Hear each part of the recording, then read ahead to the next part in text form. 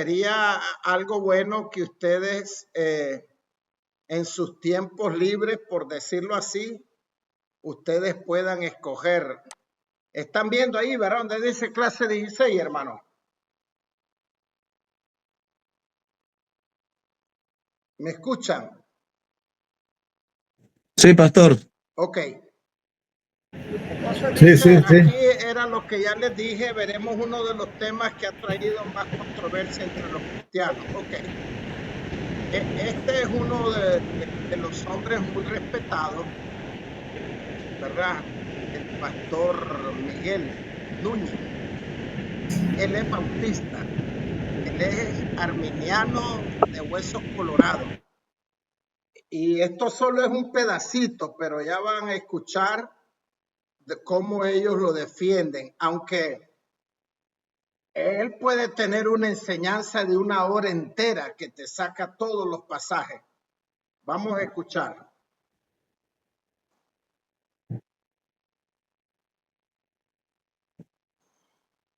¿Por qué dicen algunos que Cristo solo murió por los escogidos si Juan 3:16 dice que murió por el mundo entero? O sea, creer que Cristo murió por todo el mundo nos crea un problema más grande todavía, literalmente hablando. Porque déjame leerte un solo versículo. Romanos 6:5 dice: porque si hemos sido unidos a Cristo en la semejanza de su muerte, ciertamente lo seremos también en la semejanza de su resurrección.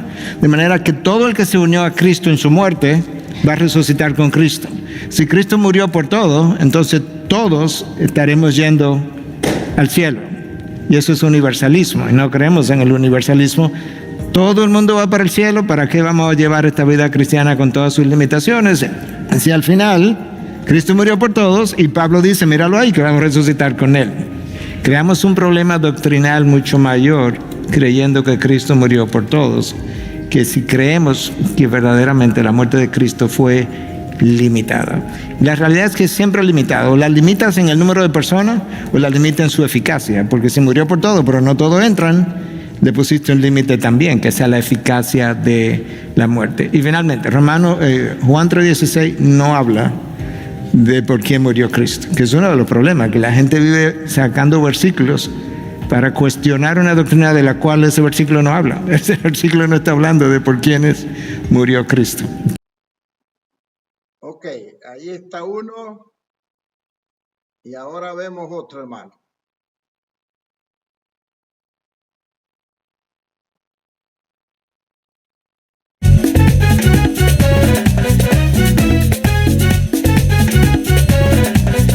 Cuando el Evangelio de la Gracia se predica, siempre tiene una invitación: el llamado a todos los perdidos para que crean en Cristo.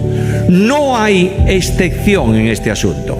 No hay elección para condenación. No hay algunos predestinados para la condenación eterna y otros para la gloria eterna. El Evangelio de la Gracia habla de una obra de alcance universal. Cristo en la cruz del Calvario no murió por algunos, murió por todos. Cristo en la cruz del Calvario, dice el apóstol Pablo, ha hecho un sacrificio para todos los hombres, especialmente para los que creen. En la cruz del Calvario, Dios abre la puerta provisoria para que todo hombre, por pecador que sea, creyendo en Cristo, reciba perdón de pecados y vida eterna. ¿Qué evangelio es el nuestro? ¡Qué bendición proclamar un mensaje semejante! Que seamos hechos conformes, no conformados, a la imagen de su Hijo. De otra manera, el final distintivo del creyente es que tú y yo reproduzcamos en nosotros, por el poder del Espíritu, la imagen de Jesús. Cuando Dios, por el Espíritu Santo, reproduce en nosotros a Jesucristo, una de las maravillas de la vida es que amamos la santidad y vivimos en santidad. Por eso la impureza, la injusticia, la dimensión trágica del pecado concluye para todo aquel que por la gracia es salvo mediante la fe. De otro modo, la vinculación con Cristo produce esto que Pedro está diciendo aquí en el pasaje que hemos leído. Escucha la Biblia. Porque fuimos sepultados juntamente con Él para muerte, en el bautismo o por el bautismo, a fin de que como Cristo resucitó de los muertos para la gloria del Padre, así también nosotros andemos en novedad de vida o en vida nueva. Romanos capítulo 6, versículo 4. Sigue Pablo en el mismo capítulo. Sabiendo esto, que nuestro viejo hombre fue crucificado juntamente con él para que el cuerpo del pecado sea destruido. Todos sabéis muy bien que esa palabra destruido en nuestro idioma de hoy significa exterminado totalmente, pero el cuerpo del pecado está ahí. Dios no ha exterminado, no ha destruido, no nos ha separado del pecado, simplemente ha abolido la acción poderosa del pecado en relación con nosotros. Dios ha destruido ese elemento esclavizante a fin de que no sirvamos más al pecado. Romanos capítulo 6, versículo 6, un texto más. Podríamos citar muchos de ese capítulo. Porque el pecado no se enseñoreará de vosotros, pues no estáis bajo la ley, sino bajo la gracia. Es sorprendente que a veces esta última parte del versículo es la más utilizada. Yo hago esto y me siento libre porque no estoy bajo la ley, estoy bajo la gracia. Yo no ofrendo de esta manera porque no estoy bajo la ley, estoy bajo la gracia. Pero Pablo no habla de cosas pasajeras, temporales, sino definitivas. Nosotros no somos esclavos del pecado porque la ley que marcaba la realidad del pecado ha sido extinguida para nosotros y la gracia ha venido a darnos provisión de victoria sobre el elemento esclavizante. Ahora, esto requeriría mucho tiempo, no voy a utilizarlo esta mañana, por supuesto, quiero ser lo más puntual posible, pero nosotros somos purificados, es decir, hemos sido lavados de nuestros pecados. El apóstol Juan dice en su carta que la sangre de Jesucristo nos limpia de todo pecado. La limpieza en relación con Dios, las demandas de juicio a causa del pecado quedan extinguidos por la obra que Cristo realizó en el Calvario. Pero la vida en esta esfera, la vida de pureza, la vida que Dios demanda del cristiano, se alcanza de una manera determinada. Mira el versículo: por obediencia a la verdad. La verdad aquí en el contexto tiene que ver con la palabra de Dios y de forma especial con la palabra proclamada en el Evangelio cuando creímos. El apóstol Pablo dice esto en la carta primera a Tesalonicenses, capítulo 2, versículos 13 y 14. Pero nosotros debemos dar gracias a Dios siempre respecto a vosotros, hermanos amados por el Señor, de que Dios os haya escogido desde el principio para salvación, mediante la santificación por el Espíritu. Ahora nota esto: y la fe en la verdad, a lo cual os llamó mediante nuestro Evangelio para alcanzar la gloria de nuestro Señor Jesucristo. El modo de la purificación es obediencia a la verdad. Lo digo de otra manera, es la aceptación de la verdad. ¿Quieres de otra forma? Es la respuesta que tú y yo hemos dado a la invitación proclamada en el mensaje del Evangelio y hemos recibido a Cristo Jesús como nuestro Salvador personal. Cuando el Evangelio de la gracia se predica, siempre tiene una invitación: el llamado a todos los perdidos para que crean en Cristo. No hay excepción en este asunto. No hay elección para condenación. No hay algunos predestinados para la condenación eterna y otros para la gloria eterna. El Evangelio de la gracia habla de una obra de alcance universal. Cristo en la cruz del Calvario no murió por algunos, murió por todos. Cristo en la cruz del Calvario, dice el apóstol Pablo, ha hecho un sacrificio para todos los hombres, especialmente para los que creen. En la cruz del Calvario, Dios abre la puerta provisoria para que todo hombre, por pecador que sea, creyendo en Cristo, reciba perdón de pecados y vida eterna. ¿Qué evangelio es el nuestro? Qué bendición proclamar un mensaje semejante. Dios me llama ¿a qué? ¿A hacer obras especiales? No podría hacerlas en el plano de la deidad. Nunca yo podría alcanzar una vida de pureza conforme a la voluntad de Dios, pero me llama a creer en Jesucristo. Ok, vemos uno más, hermanos. Este es Armando Alducín y después hablamos.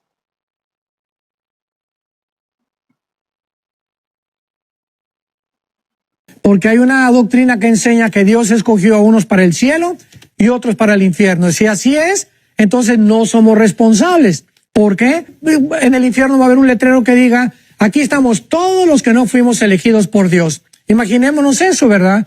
Dios, desde que creó a Adán y Eva, les puso el árbol de la ciencia del bien y del mal para que ellos pudieran tener la libertad de elegir desde el principio qué camino tenían que seguir. Así que esto de que Dios escoge unos para el infierno, otros para el cielo, es una enseñanza, ¿verdad?, calvinista deformada de hace muchos siglos, que comenzó con Platón, siguió con Agustín y se transmitió a la iglesia, etcétera, etcétera. Y ahora estamos en un tiempo en el que tenemos que ya limpiar todas estas cosas y poder decir, yo no soy calvinista ni soy arminiano, soy cristiano.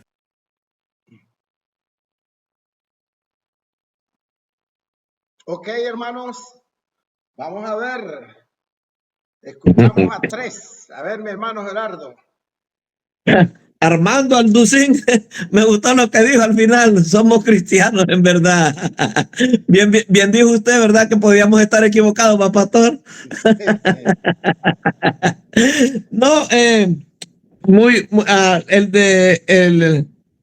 es pastor Miguel, ¿verdad? Que es pastor él. Sí, sí, sí. Pastor Miguel Núñez. Sí. Bueno, fíjese que difiere un poquito, pero no sé, yo entiendo de que el Señor en Juan 3:16 dice que él va a salvar a todo el mundo, ¿verdad?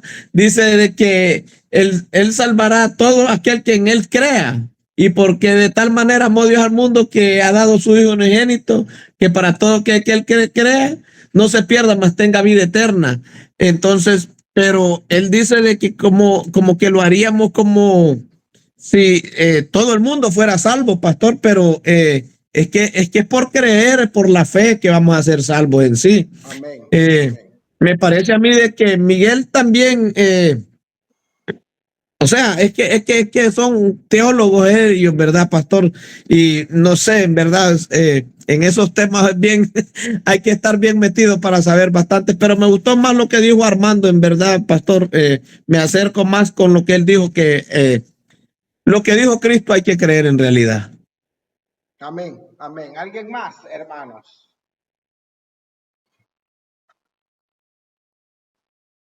¿O nada?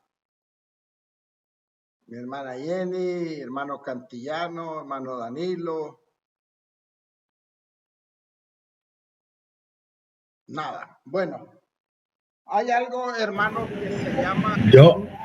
Sí, hay algo que se llama el universalismo. Esa es una doctrina antibíblica que dice que todo mundo es salvo, viva como viva. Entonces el pastor Miguel está queriendo meter ahí como confusión. Dice, si tú crees que Cristo murió por todos, eso se llama universalismo. En realidad, lo que el área de Arminio no es que él murió por todos, pero como dijo el pastor que predicó, especialmente para aquellos que le reconocen como Señor y Salvador. No estamos diciendo que todo mundo es salvo, sino que él les da la oportunidad a todos y la persona reconoce o rechaza esa salvación que Dios le está dando, ¿verdad? Pero esos son los dos puntos que ustedes pueden ver que todavía siguen en debate, en realidad. Mi hermano Danilo. Hay una cita bíblica en Mateo 22:14 que dice, porque muchos son llamados y pocos escogidos. Y me llama la atención porque realmente el mensaje de salvación, cuando uno evangeliza y todo, debe ir con la... Yo le decía a un hermano que uno debería de ir con la actitud de que el Señor quiere salvar a todos, Sí, aunque no todo el mundo acepte el evangelio. correcto. Y la realidad que es bien claro ese pasaje, porque muchos son llamados, pero son unos pocos los que reciben el mensaje de salvación, Sí, ¿verdad? Y aceptan a Jesucristo. Pero yo pienso que con esa actitud debería uno salir, sí, ¿verdad? Que al final Dios quiere que todo el mundo, que nadie se pierda, dice que, sino que todos vengan al conocimiento de su verdad, correcto. ¿verdad? Y entonces, pero hay gente que está contraria a esto, ¿verdad? Pero por el mismo rechazo del evangelio hay muchos que se van a perder. Sí, Entonces me parece que eso es lo importante, pues lo que está escrito en la palabra, ¿verdad? Hay muchos pasajes que citan otra cosa, ¿verdad? Como que ya todos van a ser salvos y la realidad va a ser otra, sí, ¿verdad? Porque aún hay pasajes donde dice, pero si en tu nombre hicimos milagros, hicimos sanidades, echamos fuera demonios, y el Señor les va a decir, yo no los conozco a ustedes. sí. Ese pasaje, hay gente que a veces lo usa mal, ¿verdad? Hay gente que dice, oh, gracias a Dios, dice, yo nunca oré por milagro ni por demonio, porque a los que han orado por milagro y por demonio, Dios les va a decir, nunca los conocí, pero no está hablando de eso el pasaje, ¿verdad? Está hablando de la gente que no vive el evangelio, que es pícara, y aunque oren y oren por demonios y todo, no les va a servir de nada. Pero hay gente, como les digo, que ocupa mal, ¿verdad?, ese pasaje de esa manera, pero es una gran verdad que la palabra dice eso. Aquí estoy buscando un texto, ¿verdad?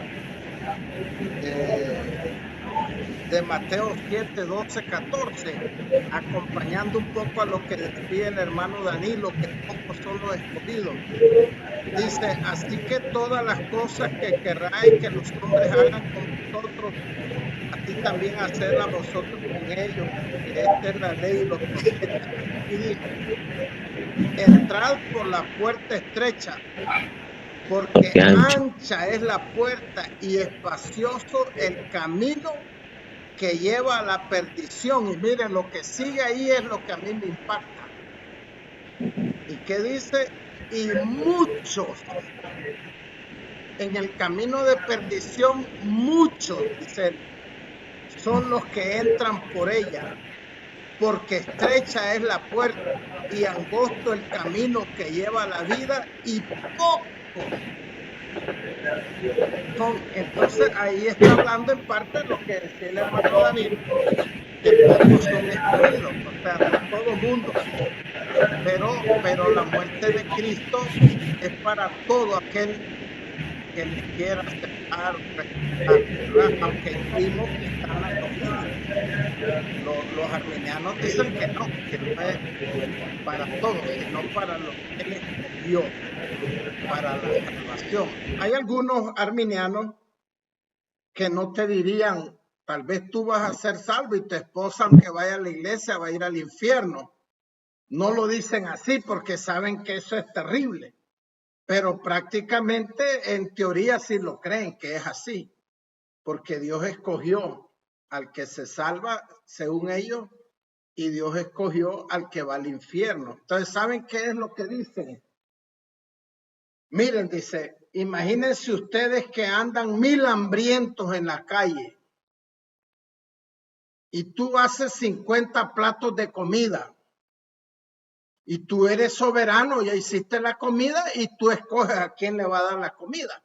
¿Quién te va a decir nada? Dice.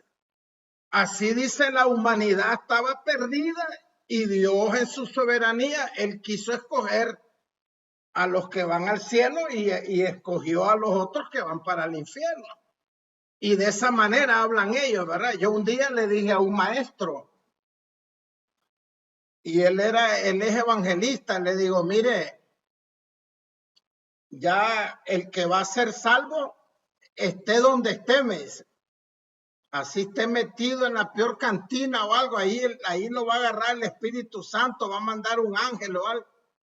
Y le digo, mire, ¿y para qué predicamos, pues? Si de todas maneras el que esté escogido, esté escogido. No, dice, se puso a reír. Es que como nosotros no sabemos a quién es que escogió, dice. Por eso tenemos que predicar. Le digo, no, pero de todas maneras de nada sirve, no importa no predicar, porque el que Dios escogió, no, dice. Entonces, claro, es un debate que es muy amplio, es un debate muy amplio. No sé si hay algo más, hermano Danilo, hermana Jenny, hermano Cantillano.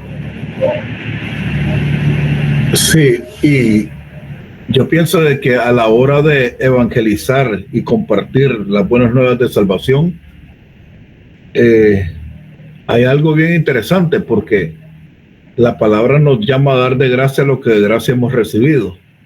Y yo recuerdo en una oportunidad que estaba haciéndome cargo de un grupo familiar, Sí, y teníamos que salir antes de la reunión a invitar a que vinieran a las reuniones a los inconversos. sí, Y habíamos iniciado como un grupo de unos 10 personas, pero era una gran familia y yo estaba como líder ahí en esa reunión. sí, Y poco a poco, conforme pasaron los días, me recuerdo que fue disminuyendo la asistencia de cada uno de esta familia, sí, hasta el punto que llegamos a quedarnos solo dos, un varón conmigo, pero los demás ya no estaban.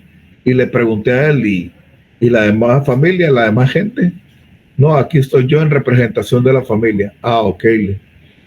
Vamos a orar, y después vamos a salir a evangelizar. Casa por casa teníamos que ir. Y entonces me dijo él, pero mira, ¿para qué vamos a ir a invitar? El de allá es católico, el otro de allá es adventista, que el otro es mormón y este y el otro. Pero así me impactó lo que me dijo, pero también el Espíritu Santo me puso algo que decirle a él y le dije, pero mira, ¿y cuántos son nacidos de nuevo? Ah, eso yo no sé, me dice. Por esa razón tenemos que orar nosotros y tenemos que salir a evangelizarle. Ya, porque desconocemos la realidad, la verdad. ¿Verdad? Puede ser que sean religiosos, pero nacidos de nuevo ya es otra cosa muy diferente. así es, así es. Muy bien, ¿alguien más? Mi hermano Gerardo, ¿algo más tienes por ahí? Sí, verdad que el Señor nos ha dado un libre albedrío, ¿verdad? De poder escoger en realidad el bien y el mal y poder escoger, ¿verdad? El camino de la salvación. Pues eso es como quien dice de que nosotros podemos decidir, ¿verdad? Ser salvos o no ser salvos. El Señor quiere que seamos salvos todos, porque Él vino al mundo, dice, a dar su vida por todo el mundo, en realidad, pero el que lo acepte es el que va a ser salvo, pues nos ha dado ese libre albedrío, esa oportunidad de poder aceptarlo, creer en Él para poder ser salvo, pero ahí es la decisión ya de la persona que si lo desea, pues ahí yo creo que se complementa lo que dijo el pastor Miguel y el otro pastor, pues de que en realidad si el que no lo acepta al Señor, pues condenación ya tiene. No hay otra forma de que pueda ser salvo a persona. Amén, amén. Ahora, hermanos, miren, esto es interesante si ustedes quieren hasta meterse a estudiar más, ¿verdad? Por ejemplo, si uno dice, bueno, esta área del arminianismo, uno puede investigar más, porque la verdad es que toda iglesia o todo cristiano, a menos que sea una secta, pero todos estamos en una de las dos creencias. Dios te escoge aunque tú no quieras, o Dios te da la oportunidad. Entonces sería bueno que nosotros profundicemos un poco más para estar más firmes, ¿verdad? Cada vez más, porque acuérdense que estamos viendo la interpretación bíblica. Mi hermano Danilo. Una pregunta antes que se me olvide. ¿Cuál sería mi actitud cuando me inviten a alguna iglesia para predicar? Porque esto se tiene que tomar en cuenta. Sí, para no caer tan... La verdad que uno cuando predica y sabe que esa iglesia, por ejemplo, yo creo más la línea arminiana, digamos.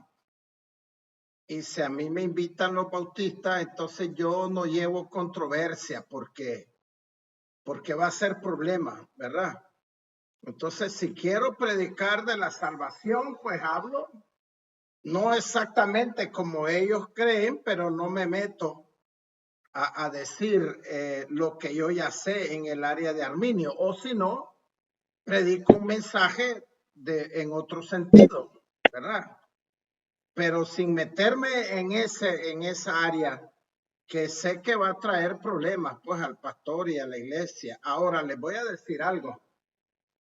Yo como pastor he enseñado estos temas en los discipulados. Le digo, miren, nosotros creemos en esta área arminiana, pero quiero que ustedes sepan que hay otros puntos que son calvinistas.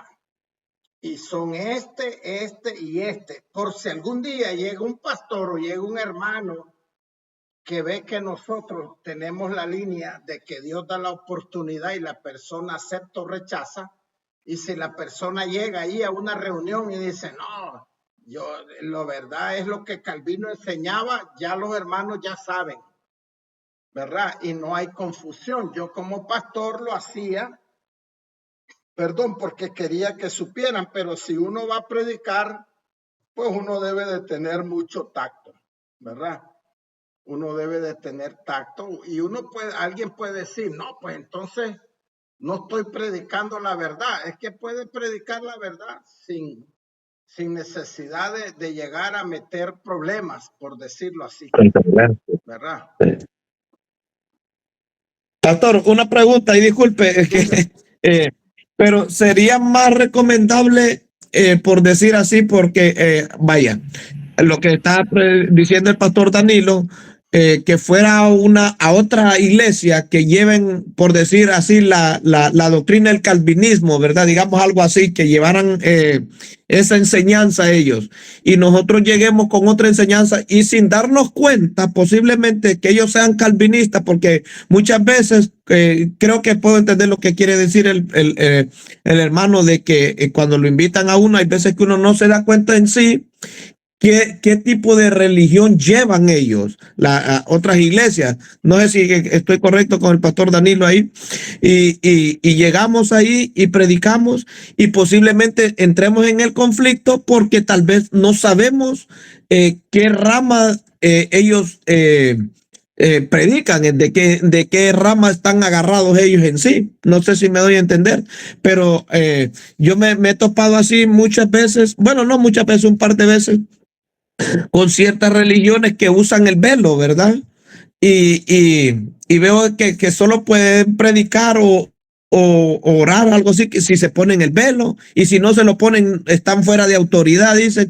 Y pues bueno, yo medio difiero un poco con esa enseñanza. Entonces, pienso de que sería bueno saber en realidad cuando uno va a predicar una iglesia, qué tipo de religión o qué rama ellos están Yo creo, hermano, siguiendo. que hay dos cosas. Uno es que uno puede preguntar o investigar al pastor. Sí, verdad. Y la otra es que cuando uno ya tiene experiencia predicando, ya sabe que hay puntos que no debe de tocar, ¿verdad? Por ejemplo, las lenguas. Hay iglesias que no creen. Entonces no necesito llevar esa prédica. A lo mejor sí, si predico y veo que es pentecostal, en una próxima puedo venir. Y yo digo, aquí no hay problema, pero yo ya sé que los temas controversiales yo no los voy a tocar. Entonces, si yo llego a una iglesia y veo que se ponen el velo, yo no voy a llegar a predicar y decir, hermana, esa es tontería, aquí ya no ocupamos eso. No, hay temas que son controversiales y es mejor no tocarlos, ¿verdad? Así de sencillo, es mejor no tocarlos porque trae conflicto, ¿verdad? Trae conflicto. Entonces cuando uno ya sale a predicar a las iglesias, uno ya sabe, ¿verdad? Que no debe de tocar ciertos temas. Por ejemplo, el que salva es Cristo. Eso ya todo el mundo lo acepta, sea cualquiera. No importa si es pentecostal, si es bautista, si es nazarena. Cristo es el que salva y eso nadie puede. Ahora que si se pierde o no la salvación, yo no me voy a meter a predicar eso allí, ¿verdad?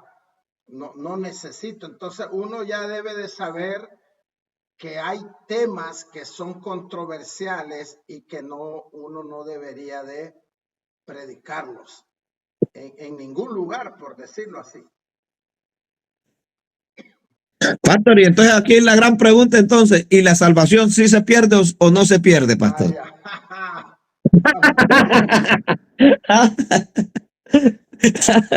Ahí están las dos. Para Arminio sí, si el cristiano no persevera. Ahora, la verdad es que, como decía un líder que yo tuve, yo no estoy preocupado de que mañana la voy a perder, pero yo sé que si yo me desvío y vivo en pecado abierto, pues voy a caer de la gracia, ¿verdad? Lo que pasa es que para el calvinismo, el que fue escogido no cae de la gracia, nunca. Prácticamente no cae en pecado, pero hay una contradicción. Y ya les digo que ellos dicen, ve, pero yo conozco un pastor, le dices tú, que él estuvo 11 años y una iglesia de 2,000 miembros y después se pervirtió con una mujer y anda en las calles. Ah, pues ese nunca fue escogido. Él se metió a pastor, pero Dios nunca lo llamó. Esa es la manera como ellos dicen porque acuérdense que para ellos no se pierde. Entonces, pero ahí hay un hilo que pende, porque como no se pierde, entonces esa persona nunca peca, pero nosotros sabemos que los cristianos pecamos. Aunque sea con un pensamiento, estamos pecando y hay que venir a Cristo a pedir ese perdón. Pero, por ejemplo, fíjense, ¿saben qué cree los calvinistas? Por ejemplo, para mí el pastor Miguel, hermano, es un hombre tremendo, o el otro Sugel. Ellos son de los mismos. Son predicadores tremendos, pero ellos dicen que el cristiano que se suicida va para el cielo porque fue escogido por Dios. Entonces, sabes, por ejemplo, este Miguel un día estaba predicando porque resulta que el hijo de un pastor se suicidó. Y entonces él dijo, todos los que estamos aquí, díganme si están libres totalmente de pecado. Levante la mano el que está libre. Habían miles ahí y nadie levantó la mano. Y dijo él, si este edificio nos cayera encima ahorita, nos morimos todos y no vamos al infierno, dijo. Y ya declaramos que estamos en pecado. Así es que el que se suicida y si fue escogido, no va al infierno. Entonces es una doctrina bien tremenda, ¿verdad? Porque prácticamente casi que estoy diciendo, pues nos podemos suicidar los cristianos, no hay problema. Y así lo enseñan. Entonces es bien tremendo, la verdad, es bien tremendo ese tipo de enseñanza. ¿Algo más? La conclusión aquí sería, se pierde o no se pierda, yo tengo que estar preparado. Así es. Esa era lo que también creo que les dije un día, que estudié tanto acerca de la venida de Cristo que mi conclusión es que debo estar en santidad, ¿verdad? Porque esa es otra enseñanza que hay tremenda también. Esa es otra que ha traído controversia. Que si Cristo viene antes de la tribulación, que si Cristo viene en medio de la tribulación, que si Cristo viene después de la tribulación, o que si Cristo viene después del milenio. Entonces hay una controversia tremenda. Entonces hay que vivir en santidad, hay que pedirle al Señor, hay que humillarse, hay que tratar de vivir la palabra, pedirle a Dios que nos ayude porque pues todos flaqueamos, ¿verdad? No sé si hay algo más, hermano, antes de orar. Se me olvidó, en la enseñanza pasada la grabé toda y esta la grabé, ya íbamos un poco adelantados, pero va a haber parte de la grabación. ¿Algo más, mi hermano Danilo? Mi hermano Gerardo. No, creo que estamos bien ahí, pastor. Estamos bien. Ok, vamos a orar Ahí está la entonces. hermana Jenny. ¿Está la hermana Jenny con ganas de hablar o no? Sí. Está calladita la hermana Jenny. Asimiló todo. Vamos a orar entonces. Padre, gracias te damos en esta hermosa noche por un día más que nos permites. Ayúdanos, Señor, porque reconocemos que somos muy limitados y que tú eres un Dios grande, grande, grande y poderoso. Ayúdanos a agradarte, Señor, y perdona todo pecado, toda maldad. Y ayúdanos a ser sensibles a ti, a tu palabra, Señor. Ten misericordia de cada uno de nosotros, Padre, y que nosotros, Señor, no juzguemos a los demás porque tal vez creen diferente. Ayúdanos, Señor, a amar tu palabra, a vivir tu palabra. Gracias por cada hermano aquí, cada hermana, cada familia representada. Mi hermano Darío, que no pudo estar hoy, Señor. Padre, bendícelos a todos, Padre amado. Gracias porque eres fiel y todo lo pedimos en el nombre que es sobre todo nombre, en nombre de nuestro Señor Jesús. Amén y amén. Dios les bendiga, hermanos. Bendiciones, Dios les bendiciones. Feliz bendiga. noche. Lunes, si Dios Amén. permite. Dios les bendiga. Ok, buenas noches. Feliz noche.